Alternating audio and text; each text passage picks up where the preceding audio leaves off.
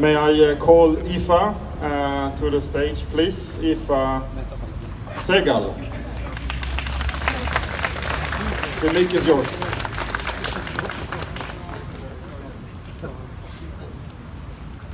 Well, תודה רבה, shalom לכולם.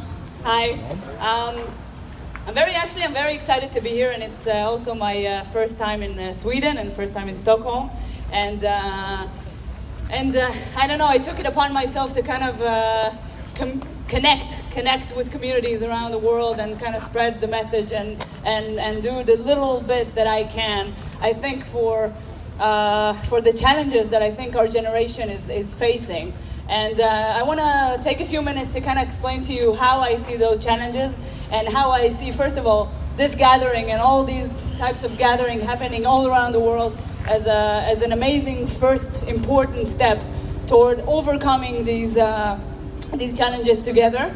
And I think the key, and I'll say it a few times during these next few minutes, the key is definitely unity. Unity, working together, and helping each other, understanding each other, sharing information, assisting each other, and basically this is the key to success. And so I've been doing my work for about 10 years, more or less. I'm a lawyer, and I've chosen the law as a means to an end. I think, you know, the role of coming and bringing everybody together is my true calling, but the law is a very important tool that we have. And unlike what most people think, I think the law is definitely 100% in most cases actually is on our side, whether it's international law, whether it's domestic law. And the problem is, I think, is that our narrative, our story, has been dragged through the mud for so many years, is that and it's not a coincidence, and it's not a grassroots movement like people would like to think or would like you to think. What happened is that there is a hand really behind it all that is coordinating, orchestrating, and working to do this for many, many, many years. If you look at the term Zionism, for example, Zionism now is a word that I think a lot of us, unfortunately, are shamed to be associated with, are afraid to be associated with. And this is something that is now, unfortunately, has become in some places in the world a synonym for what? For racism, for fascism, for hatred, for violence. And what is race? What is Zionism for? Let's talk about this for a second. What is Zionism? So Zionism basically is a romantic notion. It's not even a political notion, at least not anymore. It's a romantic notion. It's a notion that us, whether we are from Israel or any other place in the world, whether we are Jews or non-Jews, whatever ethnic background we have, whatever culture we have, whatever political camp we come from. This is just a notion to say that the Jewish people have a right to have control over their safety, over their future in their ancestral homeland. That's what it says. That is Zionism. That is Zionism, my friend. And Zionism doesn't talk about borders.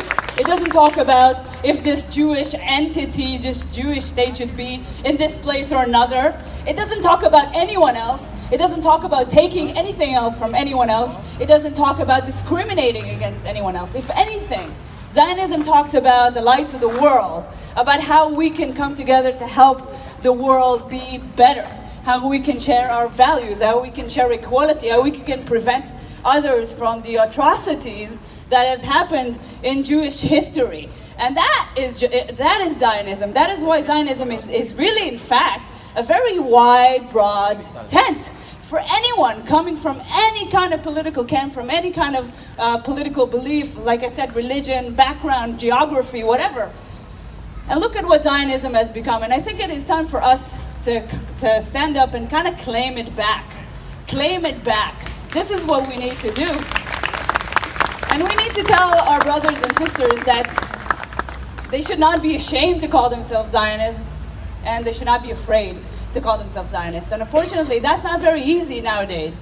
because anti-Semitism is on the rise, and I think in some places in the world, I think we're getting closer to the way things were in the first half of the 20th century than we could have ever have believed to be in the second decade of the 21st century. And so I think this is the time, because when we are facing terrorism, and we do face terrorism, unfortunately, in Israel a lot, and when we are facing terrorism and violence in Jewish communities around the world, and when I go around the world and I see synagogues looking like Fort Knox, you know, when you have sandbags and armed policemen standing outside of synagogues, and when you have even American Jews nowadays, you know, bringing in security guards outside of their synagogues, then we understand that something is up and we need to wake up. But the thing is that the violence was not created in a vacuum. The violence was created from a very well organized, intentional campaign to incite against Jews and incite against Israel and create violence and lies, a campaign of lies and deception. And unfortunately, because we were silenced for so long, this has become almost like a monopoly power in the international media, sometimes in parliaments. And if we don't stand up now, and if we don't unite now, I'm afraid it will become harder and harder from each passing year. And so I think the challenge is really, it's not the terrorism and it's not the anti-Semitism, because basically what happens is that I don't think it's actually in and of itself an existential threat. It's painful. You know, we have rockets being fired at us and people are being stabbed and killed every day. It's not an existential threat. But you know what is an existential threat? The divide. The divide. That is an existential threat. What I've said before, when we are ashamed to call ourselves Zionists, when we are afraid to come together, when it's too scary to come to a rally for Israel, when it's too scary to come to a synagogue, when it's too scary to support a Jewish state, that is an existential threat. And so we've created, like I told you, my means is the law. And so we've created the International Legal Forum about 5 years ago. And I'm very, very proud to say that we now have a network of approximately 3,000 members from 30 different countries around the world. And I'm very happy and very proud to come here to Sweden, hopefully to get as many of you to come and join us and stay connected with us. And we're happy to help, and we're happy to share information, and we're happy to work together. And I think each and every one of you that joins the network to come to an event, to share information, to bring up the most crazy ideas that you can think of. What we do is that we need to work to expose these networks for who they are. We need to expose the terrorist organizations that are behind these so-called human rights organizations, how they masqueraded themselves in a language that suits Western liberal values, and they've set out roots, so, you know, sometimes for decades. So it's so credible now. They receive billions of dollars in budgets each year. And this is the work that we do. We expose them for who they are, we discriminate them, we shut down the funding, and we show that they're all eventually connected together. And we had victories in the last few years. We had victories because, like I said, the law is on our side and the truth is on our side. So I think this is the challenge of our generation, as I said. And if we rise to that occasion, I think we can definitely be successful and be the winners of this challenge. So thank you very much.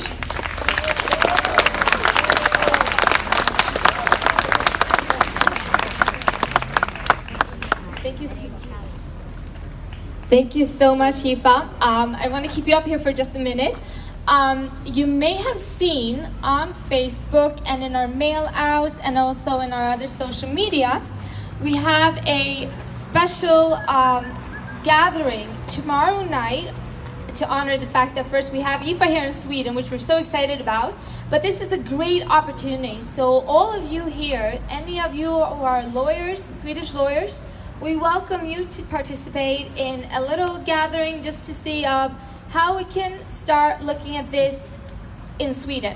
Because at the end of the day, Sweden is a major, major contributor economically to money that goes indirectly, and sometimes you never really know because it's not clear with the receipt, where our Swedish tax money is going and ended up in terrorist pockets that are using terror against Jews in Israel. So it's really, really important. If you are lawyers, if you have friends, family that are lawyers that are interested in helping out, you can sign up. There you can just say it's specifically for the legal network, and it's tomorrow. You actually don't necessarily have to be a lawyer, just an activist who wants to get involved using these type of means.